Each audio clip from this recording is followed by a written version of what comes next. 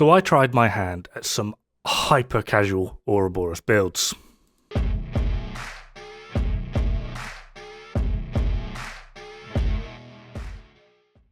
Now I am going to start off by saying that I only really recommend these builds for solo. I've not really tested them in multiplayer, and the reason I'm going about it in this way is simply because all of your DPS comes from Ouroboros. Ouroboros is just silly, so yes, Ouroboros is, I'd like to say, a requirement. I'm sure these will work fine without Ouroboros, but to get the amount of DPS, Ouroboros. And because of Ouroboros, that also means that we're able to spec into other options that allow us to have more survivability and a little bit more casuality, if that's even a word, with our builds.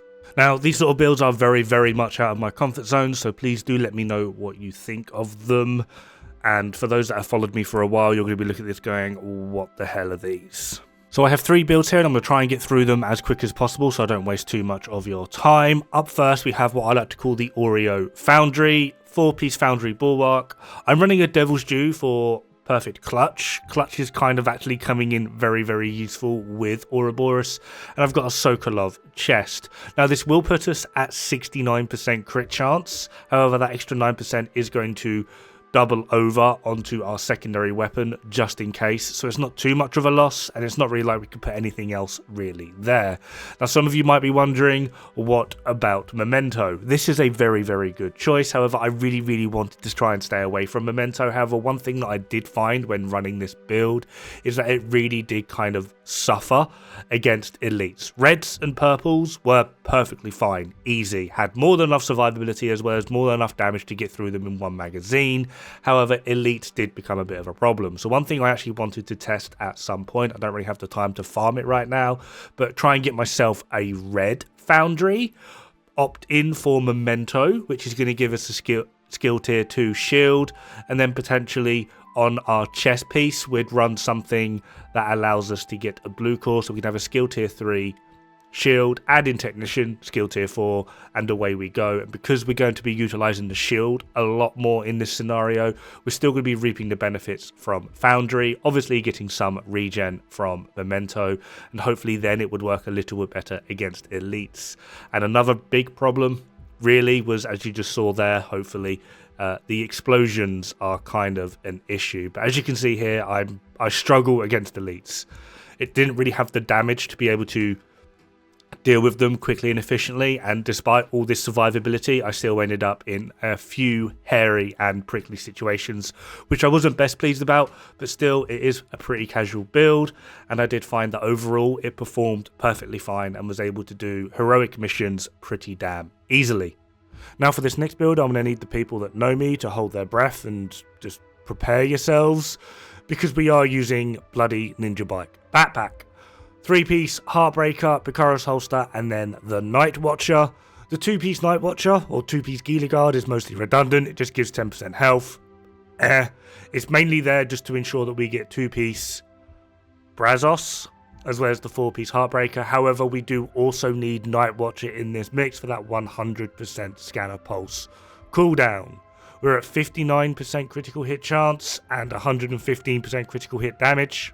And the overall performance of this build genuinely surprised me. It's nowhere near as much as other Heartbreaker builds. However, we do get a skill tier 6 shield, as well as the fact of we end up being able to just spam scanner pulse. The pulse actually lasts longer on the enemies than the cooldown is. So by the time it comes off cooldown, you can easily just activate it again to hit the second wave. And annoyingly, the only downside to this is if the enemy isn't pulsed, we actually do lose a hell of a lot of damage. So trying to maintain the pulse became an entirely new experience for me, and I feel I did okay. However, in terms of overall performance, this one definitely beats out the Foundry build. The only downside is you end up having to micromanage your bonus armor, because if you lose bonus armor but you're at full stacks, the way in which you would have to regain that bonus armor is either continue firing, but at which point you're then relying on your stack decay, which is 2 every second, which basically means you can get 2% worth of armor back every second while at full stacks, or run and hide, wait for your stacks to diminish, and then basically start the whole process again. But this is obviously going to cause you to sacrifice overall DPS. So it does become a micromanagement game of between your bonus armor as well as your scanner pulse. However, it's pretty easy to do. Just remember to press your scanner pulse every now and then, which was the part where I actually failed at quite a bit. For me, the only downside to this build is obviously utilizing Night Watcher. It is a Ghillie Guard. We need that 100% scanner pulse haste so that we're able to at least keep stacks up with Heartbreaker. Apart from trying to hit headshots with an SMG, it's not the hardest thing, but it's also not the easiest thing. So I do recommend Night Watcher. However, 2-piece Ghillie Guard is just 10% health. So we kind of do have like a 1 dead stat in here, which kind of annoys me, but at the same time, it makes sense. The last one on this list is pretty simple. 4-piece Strikers, Shock, Horror, Gas. We're going to use a Liquid Engineer backpack. I've gone for a non-unicorn, mainly because I do want those 2 blue cores. The idea of this is to be casual. Let's get some blues in there. And we've also got a Tardigrade. Now, Tardigrade may look like a weird choice. However, the idea behind it is quite simply when testing this build, I originally went with a different chest for a bit more damage. I went with Grupo with Obliterate. I managed to get one with so I could put a blue core on. And I ended up keep dying, but not because of like bullets or anything, just random things would explode and I would die. And I very, very quickly got fed up with it. So from here, I thought, you know what, I'll sacrifice a little bit more damage because it's not like I'm hurting for damage because Oreo. And I'll try and figure out a way around not dying when something explodes. And yeah, Tardigrade seemed like the logical choice, simply just because although it does have explosive resistance, I didn't want to go for the full like 90% explosive resistance because that would be sacrificing far too much just to survive the occasional Unga Bunga blow up. So I went with Tardigrade simply just because it has explosive resistance on it, which can mitigate that effect, as well as if I do lose all of my armor, I gain quite a bit in bonus armor. Then adding in Bloodsucker from Liquid Engineer, which has 1% armor regen. There's a little bit of armor regen on Tardigrade, but it's enough to at least keep you going.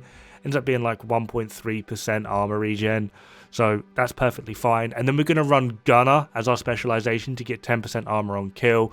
I did find it was more than enough to sort of keep me going, especially in some of the more dangerous situations like face tanking a shotgunner.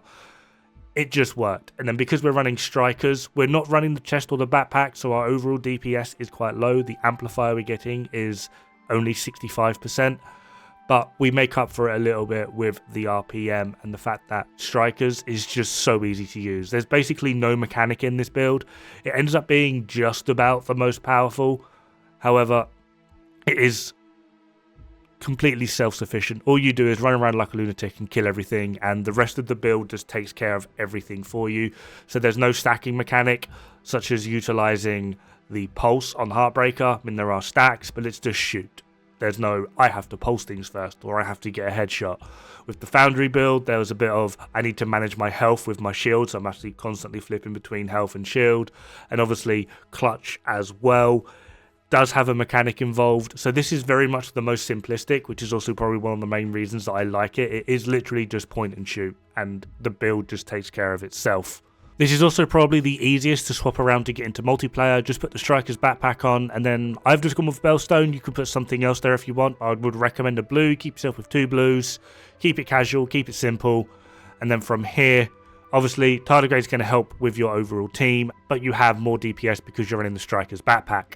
Anyway, that is going to be it for this video. Hopefully you like my style of more casual-ish builds. If this is something you actually want to see more often of, do let me know. However, that is going to be it for this video. Have fun, good luck, don't die. It's bad for the health.